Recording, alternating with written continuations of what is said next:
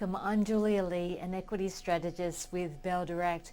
Well, with growth from China and Russia slowing down, all eyes are now turning to India, which seems to be picking up pace in terms of its growth and its growth potential. Today, I'm talking to John Pereira, who's the executive chairman of the India Fund. And the India Fund has teamed up in a joint venture with Kotak, one of India's largest financial institutions. And the first question I'd like to pose to him is, why should Australian investors be considering India now?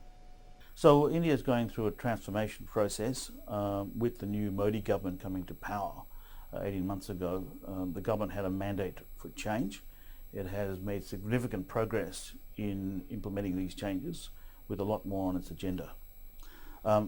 India, of course, is currently running a GDP forecast next year in excess of 7.5%. And this GDP, of course, has a long trajectory according to IMF forecasts. This will actually promote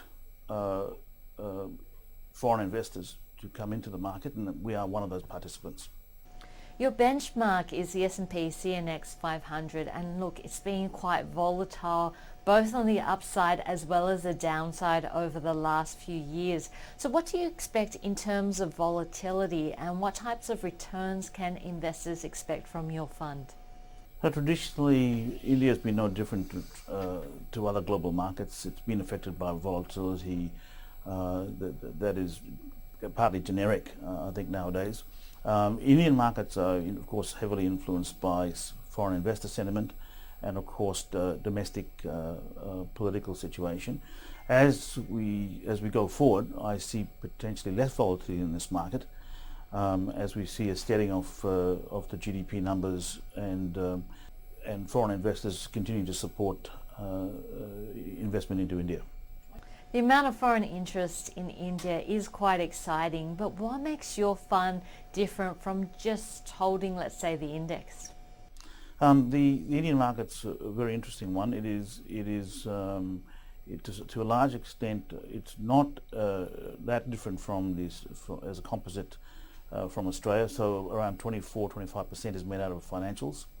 IT is about 10%, and of course then what I broadly label consumption is around 20% of the index. Now these three components of the index in India today are the most fascinating part. Consumption has been driven by a low demographic, 27 years of age. Financial services is driven off new financial products, credit cards, motor leasing, products that were not previously available in India are now available in India and growing at a very fast rate. So IT services are becoming next generation, extremely sophisticated, and are being globalized, and that is continuing to contribute to the growth of the economy.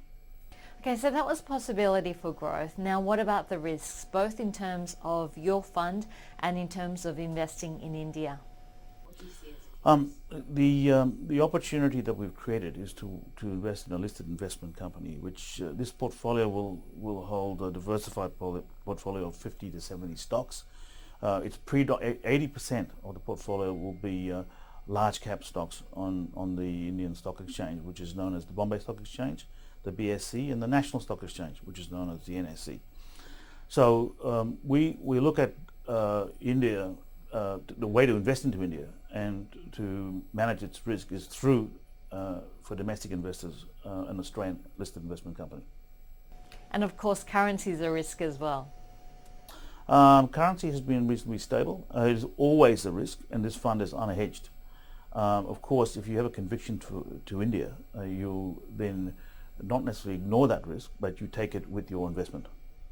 That was John Pereira, the Executive Chairman of the India Fund. Thank you so much for joining us for this interview. I'm Julia Lee from Bell Direct. See you next time.